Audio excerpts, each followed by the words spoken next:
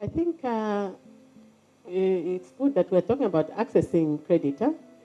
Is it really that there's no money in the economy? Or is it just that the cost of money is high? Because it's not clear.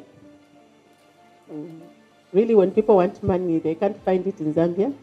I wanted to just be clear about that one. Or is it that I think the cost of borrowing is high? So what will be our issue when we say we want to tackle 5? Just to be a bit more specifically about the explanation of liquidity availability in the economy vis-a-vis cost of borrowing. What is the real issue?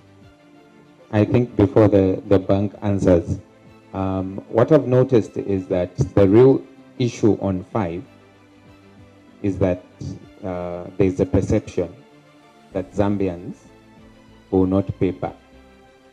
I think that's the challenge, because I think Credit Reference Bureau has been around for more than 5 years now, and before you get a loan, there's always a Credit Reference Bureau check on you, whether you realize it or not. But I mean, currently loaning rates in other countries, especially Europe, it's like 3%. Here, it hasn't been below 20% for more than 5 to 10 years. So it's the same money, but it seems it's higher. It has a higher premium here. I think the point of the reform is to address the structural issues which are like barriers that prevent people from accessing under this ease of doing business reform. I think the main focus is the structural issues. What are the issues that prevent people from accessing credit? You are right that the cost of credit is high, but I think that's a variable of the overall general economic situation. When you are going through a shock, the liquidity gets tight.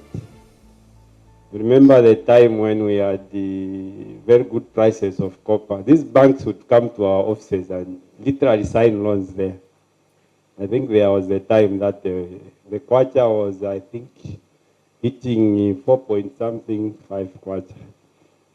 So you are right that the cost of credit is relatively high. But I think that is an issue that has to be addressed holistically at a very higher level. Also, it has to do with the government lending. Most of these banks, they are taking money to the government through treasury bills and bonds because of the fiscal pressures that we have. I think the deficit now is it 8?